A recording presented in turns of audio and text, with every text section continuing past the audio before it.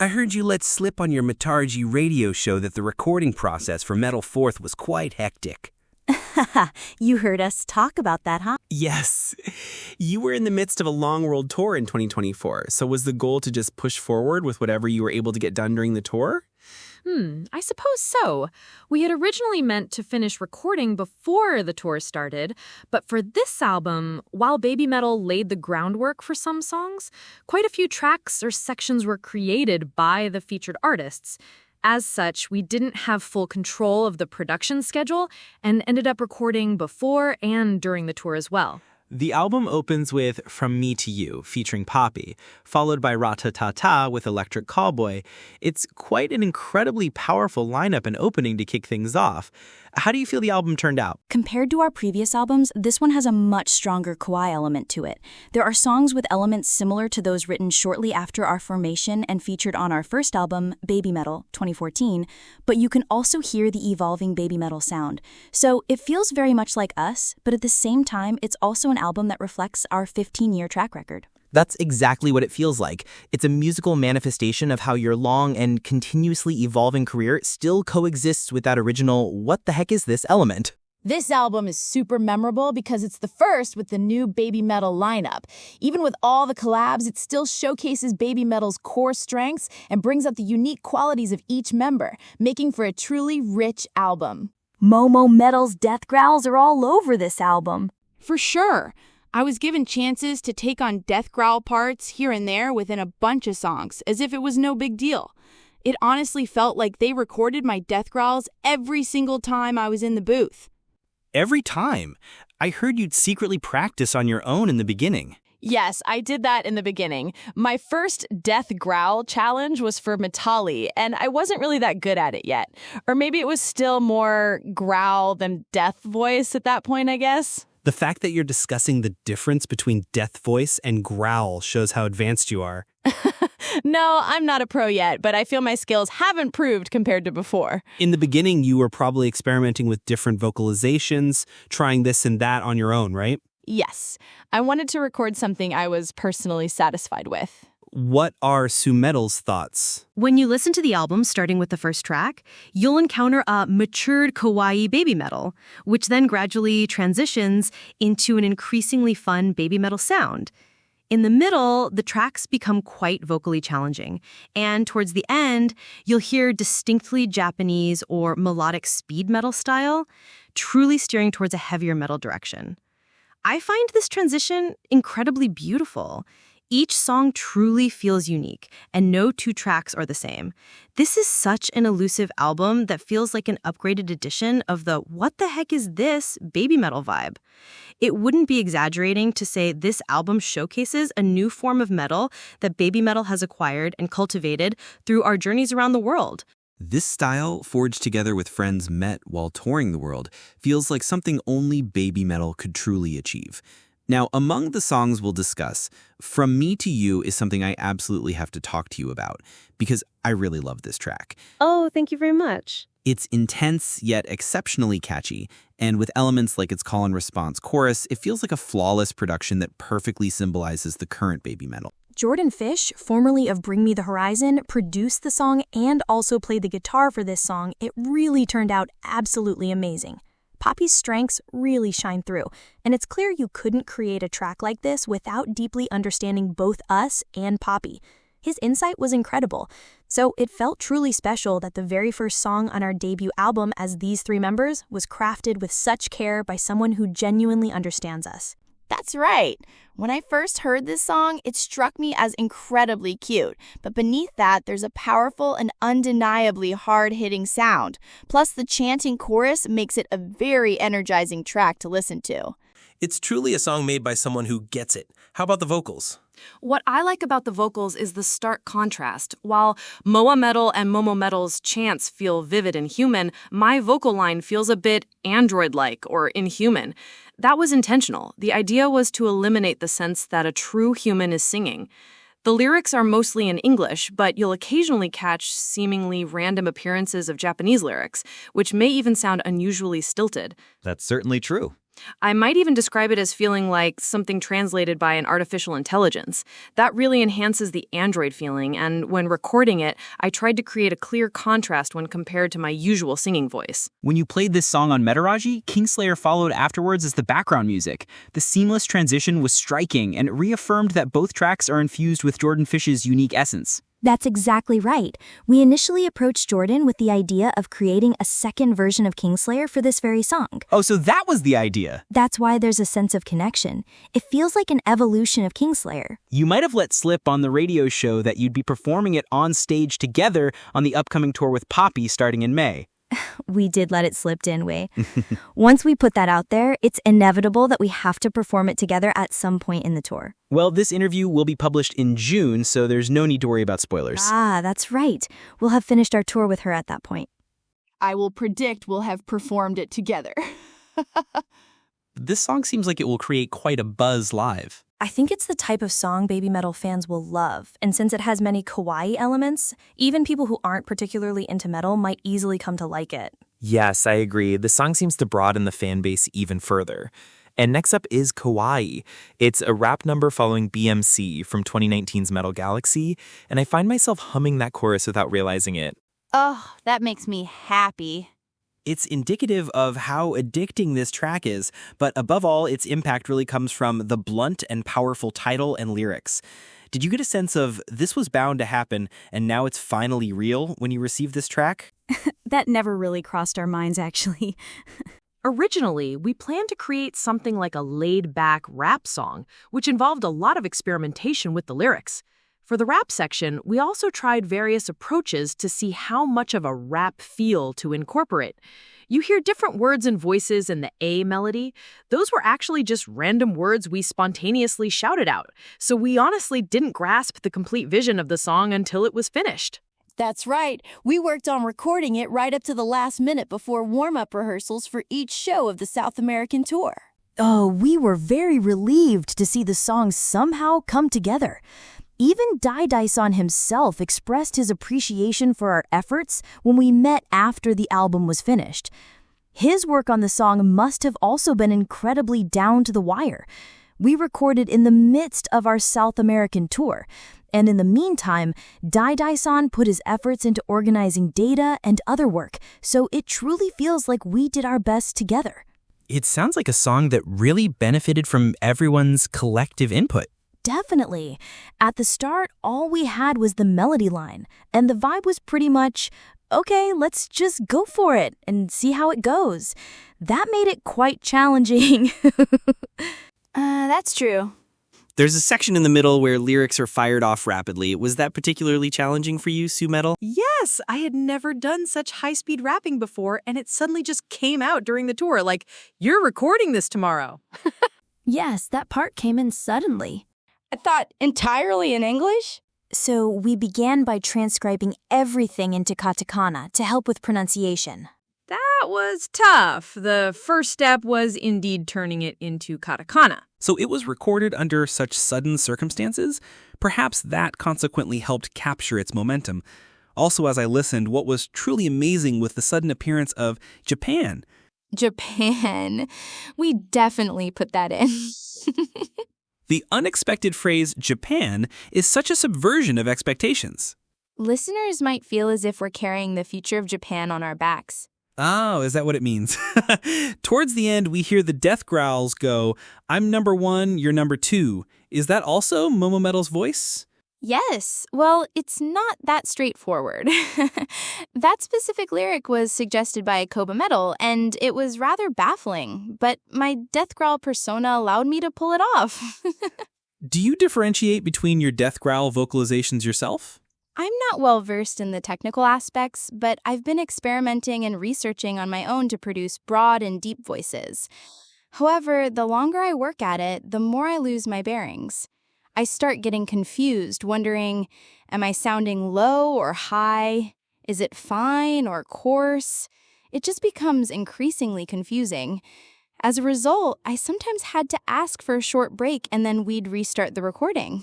This is a world you've come to learn since joining Babymetal. Your inquisitiveness is amazing. I wonder what it will be like live.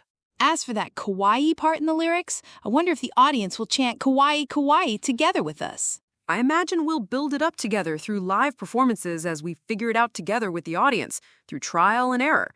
We don't even know how this song should go yet, so I'm looking forward to seeing what it will look like. Then the album goes from kawaii into Sunset Kiss with Polyphia. That contrast between songs is so Babymetal, isn't it? Oh yeah, the tracks do go in that order. Polyphia is an artist deeply connected to Babymetal. What was your impression of their playing this time? In the song's early stages, we used a placeholder guitar track before Polyphia's take arrived. Until that point, we'd built the melody to encourage a vertical rhythmic body movement that would go with the guitar, but something always felt off, and we kept searching for a better direction. The instant we heard Polyphia's guitar in the A melody, we knew that was it, and immediately reworked everything, including the melody lines, transforming them into a horizontal flow. It's no exaggeration to say that hearing Polyphia's guitar this time is what brought the song to completion. I'd like listeners to pay particularly close attention to Polyphia's guitar contributions, especially in the A melody, which I love the most. So they aren't just a feature, it truly is a genuine collaboration where you built the song together. Their breathing guitar playing seems to also have influenced your vocal approach, Su-Metal. That's right. This time, the biggest breakthrough for me in terms of singing was a vocal technique where I removed vowels. Oh, you do that in Sunset Kiss, huh? Yes, especially in Sunset Kiss, it's almost as if I'm singing only consonants. The resulting softness and a certain depth in my voice emerged as I adapted my singing to the atmosphere of the guitar, and I realized it happened quite naturally. So that wasn't something you aimed for intentionally? That's right. When I wanted to match Polyphia's guitar style, my usual voice felt a bit too strong, so I experimented with how to make it softer, and as a result, the vowels gradually disappeared. Wow, that's a fascinating story. I also think this song is particularly valuable because it features Su-Metal's voice together with such universally pop lyrics. Speaking of which, when Brand New Day was first performed live, its flowing, beautiful dance performance combined with the stage visuals became a huge topic of conversation. What are your expectations for Sunset Kiss in a live setting? As expected, I feel its performance style is somewhat similar to Brand New Day. For Sunset Kiss, we've already absorbed its tone and melody, and it's choreographed to convey the heart of its lyrics well. So we found that in a way, it was easier than expected to dance to. Oh, so the choreography is already complete? Yes, it actually is already done. That's quite unusual. Looking back on previous album release interviews, things didn't seem to be quite so ready for stage yet. That's true. We're rushing to finish it in time for the live shows. As for the dancing, maybe it's thanks to Brand New Day helping us cultivate the ability to convey more sophisticated expression. But it wasn't as difficult as anticipated. It might look somewhat familiar to the audience, but this song actually contains more movements requiring fundamental dance technique, such as a lot of chest isolation and other more challenging moves. So I hope people pay close attention to the movements that are reflecting our increased skill. Also, the three of us danced together during the instrumental break, so I'd like everyone to watch that closely too. It seems we'll get to see another beautiful performance. It's great to hear how much you've managed to progress at this point, so much, despite such a hectic schedule. Yes, praise us more. Yeah, it's pretty amazing what we've been able to accomplish. I can't believe we've somehow learned it all. And now another collaboration with Polyphia has happened. It seems your connection with them is growing stronger and stronger. That's right. They're genuinely good people, and they've often talked about making songs together with us. And finally, we have the album closer, White Flame. This kind of orthodox melodic speed metal has also been a pillar of yours since the beginning, hasn't it? Yes, when I first heard it, I immediately thought, wow, it's here. It's what you call mellow speed, melodic speed metal, right? I personally like metal with a somewhat classical feel. I can feel those elements in this song, and there are also parts where everyone can sing along, so this is also a song I really love. Also, you may feel that it sounds a bit brighter than expected. I agree. While it's definitely a legit metal song, it still feels quite lighthearted. Right, and that's something different when compared to Babymetal's previous mellow speed type songs. Exactly. The title connects to the series of Su-Metal solo songs Akatsuki and Amore. Will White Flame be a performance by all three members live? Yes, all songs on this album will be performed by all three of us. Is this type of song easy to imagine choreography for? No, I can't quite see it yet. I mean, there will probably be a lot of fast movements. I'm worried if we can keep up. I see. I was imagining that a relatively relaxed dance might be placed over a fast backing sound. I hope that's the case, but the contents of the box are a mystery until opened. I hope that's the case, but the contents of the box are a mystery until opened. That would be great. Also, we don't usually dance to guitar solos that are this long and intense. The guitar solo is quite long, about a minute. Huh, it's that long? So we'll be dancing nonstop for a minute then. Oh no. During the guitar solo, it almost feels sacrilegious to be dancing in front of it. When we perform this on tour, I really want people to focus on the band members shredding. Honestly, we'd almost prefer to step off stage and hide during that part. That's a funny idea. Babymetal, having continuously absorbed metal since joining Babymetal, how do you view such shredding guitar solos? When I first heard White Flame, I immediately thought, wow, it's here! Because I love many songs in Babymetal's Mellow Speed series, including the guitar solos. When I walk while listening to music on my earphones, especially the oh part, I find myself puffing out my chest a bit. It's a sound that makes your heart burn with passion, you know? Yes, that's exactly the intent of the song, I'm sure. It's incredibly cool, so I really want to perform it live soon. Su-Metal's high tone at the end of the song is also fantastic. It feels perfectly suited to close a metal album. Was the recording for that part smooth as well? Yes, that's right. That part wasn't too difficult, so I didn't struggle much. You're already so familiar with how to perform this kind of style, it's as if metal blood flows completely through your body. Yeah, she has complete mastery over mellow speed. Complete mastery, that's an amazing phrase. Great phrase. So cool. Now, picking one song each from the album, for any reason at all, could you give us your comments? I'll choose Algorithm, and I really want readers of Young Guitar to try it out. The impression I get when listening to it is a sense of blood flow, perhaps. The guitar phrases flow like blood circulating through the body, and I think that's incredibly cool. And throughout the song, it's supposed to be sung in Mei-nori style. That is, to sing ahead of the beat or to take over every measure. In other words, the vocal line almost feels like it's being rushed by the guitar section, but I didn't want to lose to that, so I worked very hard on the recording, which was quite a challenging task. What an unexpected background for that song. Yes, since the song is built on a foundation of J-metal and visual kei, I really wanted to bring out those vocal nuances. It was challenging to maintain the fast tempo of the melody while still expressing those subtle details. I had to re-record the chorus countless times, so I hope karaoke enthusiasts will give it a try too. The vocals are tough, but it feels incredibly good to sing. So I suppose I'd encourage both guitarists and vocal fans to give it a shot. I see.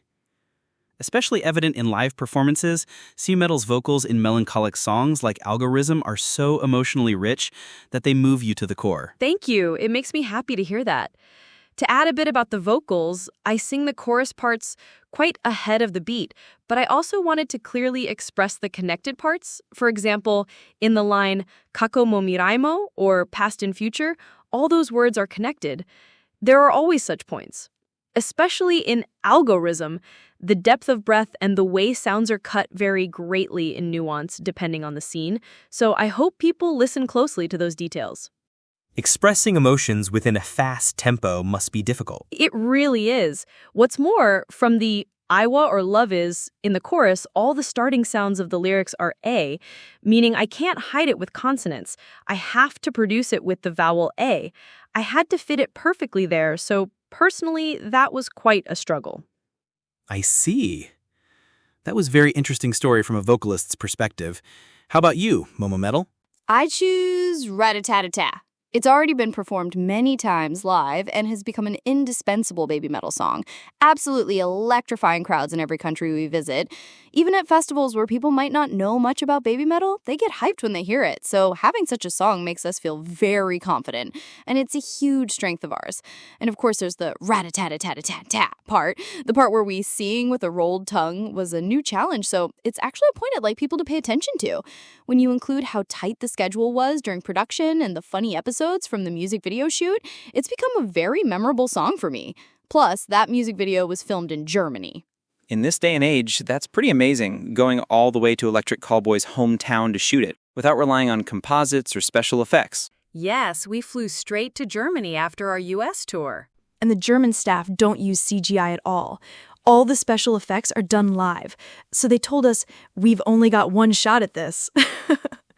I remember feeling quite nervous going into it. Exactly. The scene where the wall is destroyed was also a single, perfect take.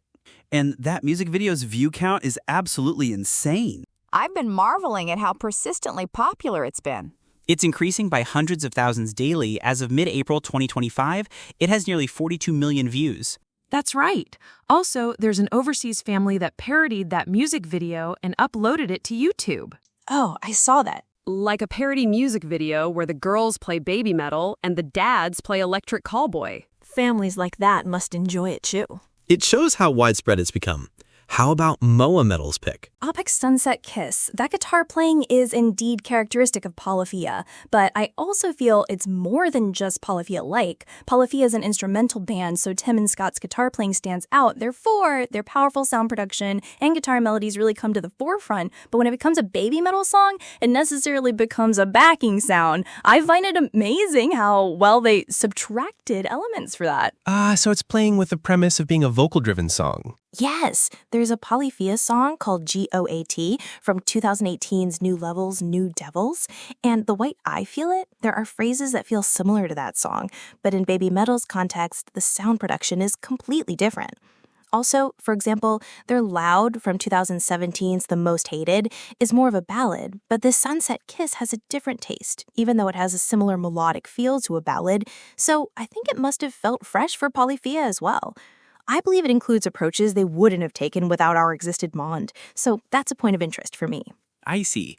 The two Polyphia songs you just mentioned as examples were also performed at Foxfest, weren't they? Yes, indeed. Also, as Su-Metal mentioned earlier, the melody line changed during production. For example, the phrase before the chorus, Owari na no kana, or is this the end, has the melody sung to match the guitar phrase, so that's a key point. It's rare to sing the same melody strictly to a guitar phrase, so I think that's a part Polyphia helped bring out.